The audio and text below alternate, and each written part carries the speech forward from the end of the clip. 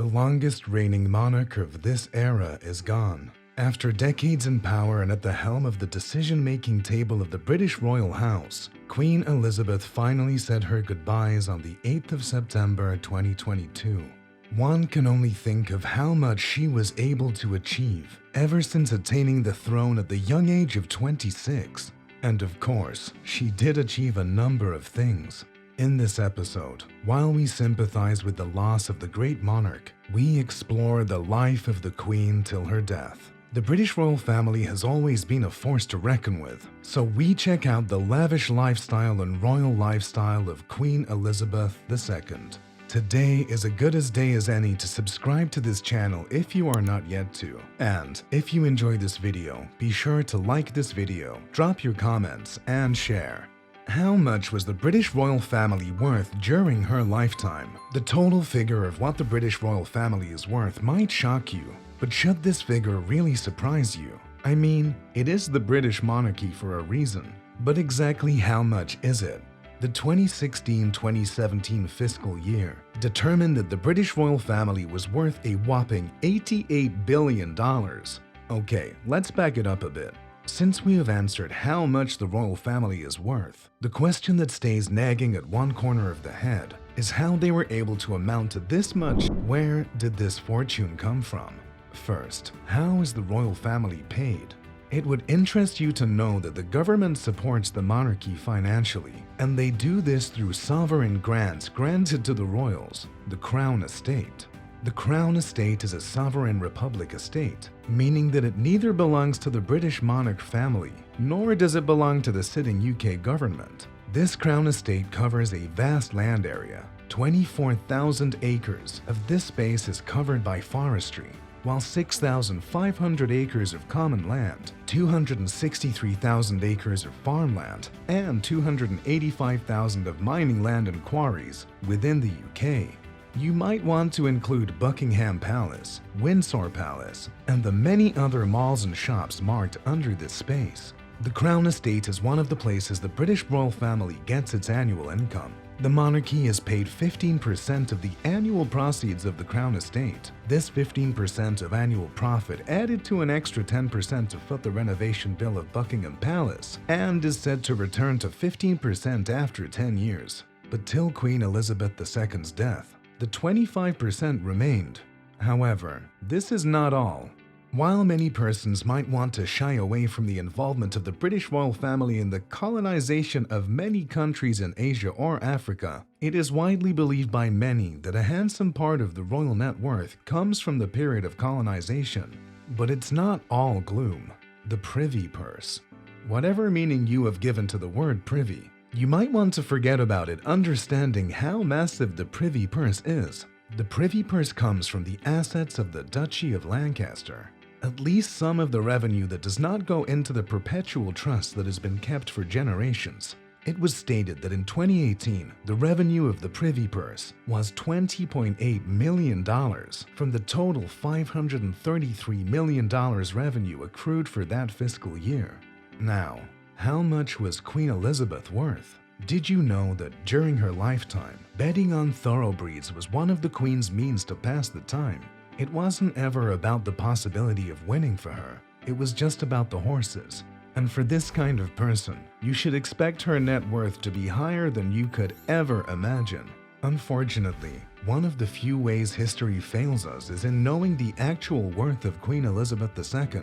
All we have are speculations. Some records believe she must have been worth well over $500 million. But as I said, there never was an accurate estimate of her worth. Luckily, we see some of the things the Queen chose to spend her massive undisclosed wealth on. Her dresses.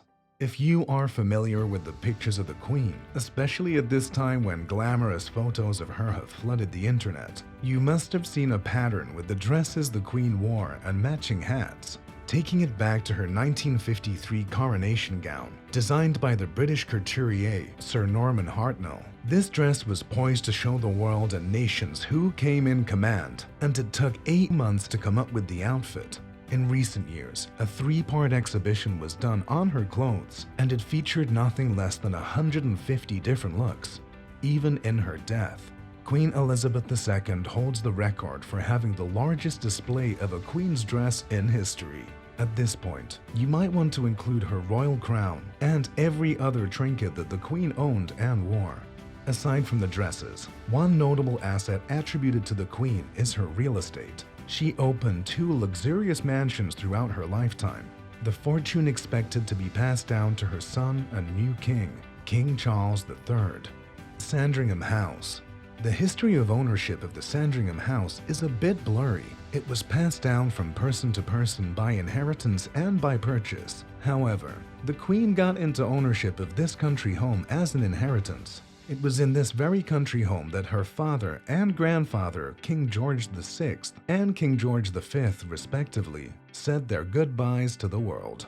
This serves as a getaway spot for the Queen and, by extension, the royal family.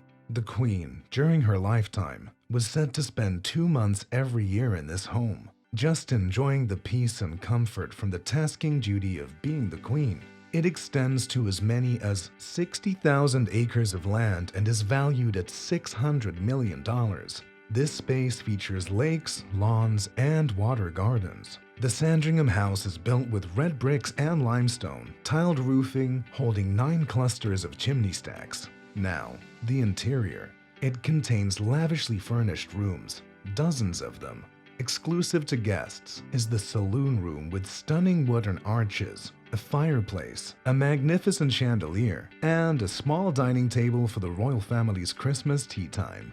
Aside from all this, we know there is a formal dining room like all royal homes, a ballroom, a gun and hunting room, a bowling alley, a library, and a billiard room. It is said that the corridors of the Sandringham House are lined with Indian armor placed by Edward VII in 1875.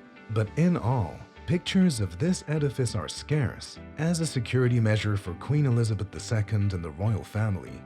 The Balmoral Castle. This castle has been in the royal family since 1852, and this was where the Queen reportedly rested, never to wake up from that rest. It is built from granite to give a Scottish baronial housing style, which is befitting since the castle is located in Scotland. The Balmoral Castle covers over 50,000 acres of land. We see forestry, mountains, valleys, rivers, and lakes on the grounds. The buildings on this estate number up to 150, including multiple holiday cottages and a malt whiskey distillery. The only room of this castle that the public eye has seen is the large ballroom. Still, snapshots of the interior that have surfaced on the internet show the interior to have a maximalist design with nothing but expensive chandeliers and decorations. The castle is estimated to be worth about $65 million.